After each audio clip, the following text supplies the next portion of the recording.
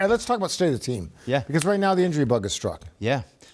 To key players. To key players, Steve, and I think here, we're week 10, right? Right, And I think you start to see the attrition and just the succession. The wear and tear. So Ramondre Stevenson, running back, not out there at practice. So that leaves you with Travion Henderson, Terrell Jennings, your two backs. Right. All right. Nick mentioned Kayshon Boutte, not out there. Going to need more from Kyle Williams. Hamstring injury. Right? So he's not out there. Christian Ellis, linebacker, hip injury. He's not out there. Might need more from Jack Gibbons. Starting center, Garrett Bradbury. Watch this one with a hip injury, Steve. Might need Ben Brown to step in there. Oof. So it's starting to and Joshua Farmer, backup defensive tackle, ankle injury. He wasn't out there. So, look, those guys might end up being fine by the end of the week, Steve, but you start the week on what you heard Drake May say, this game feels a little bigger.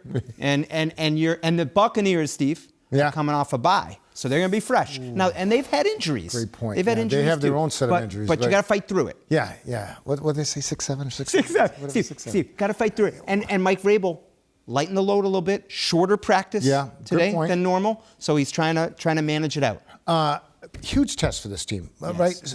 A test like this was similar to the Buffalo test, correct? I feel that way, Steve, because I think part of it is 85 degrees. It's going to be hot down there, and the heat that the Buccaneers bring defensively. 15 sacks in the last 3 games for them. And what about the Patriots? How do you feel they're protecting Drake and how Drake protected 12 sacks in the last 2 games. Right? So not good. So a little bit of 6'7"?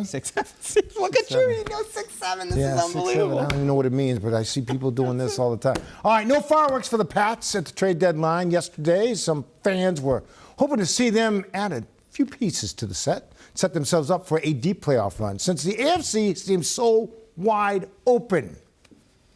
Wide open. Today, Mike Vrabel didn't want to hear any of that. We're talking playoffs. For us to sit here and think that anything is wide open and talk about playoffs, like we're focusing on our 10th game in a row. That's what we're focused on, is how do we get prepared on Wednesday? How do we get our bodies back? How do we get mentally prepared, physically prepared to go on the road to a place that is hard to play? And that's where our focus is. It's not trying to predict the future of saying, well, it's wide open. We're just going to keep focusing on what's in front of us, and that's what those conversations are about. All right, were you surprised no moves were made? A little bit, Steve. I think they could use help at running back. We talked about Ramondre Stevenson not at practice. Pass rusher, maybe a little depth there could help him. I think the hard part on this, Steve, and Bill Belichick used to say this all the time, it takes 2 sides to make a deal, and you want to be responsible. Right. Steve, it's easy to say now, hey, trade a 3rd-round pick next year for a pass rusher who you might only have for 8-9 games this year, and then you lose him because he's on an expiring contract. I don't think you want to do that. Okay. So I think you look around. They tried. Some teams didn't want to trade with them. I can tell you that. Other teams didn't want to trade the players that they were interested in. And to be honest, Steve, there were others that I believe the price was so high that the Patriots said, you know what, we're just not comfortable at that price. The other word is chemistry. Yeah. You bring in a guy, you don't want to mess up the chemistry that's going on. Don't forget, this team's 7-2 right now. Yes. They're tied for the best record in the league. So how much of a shakeup do you want to have when you bring in a new guy? I think it's a great point, Steve, that you make. And specifically, I look at the wide receiver group in that area. Like to bring in another receiver when you've got a group that's really unselfish and that has really developed a nice sort of camaraderie between them in terms of celebrating each other. Steve, they're the only team in the league that's had 6 different players lead the team in receiving in a game this season. That's amazing. Spread the wealth, the old Tom Brady style. I love that. Right? Absolutely love that. Yeah.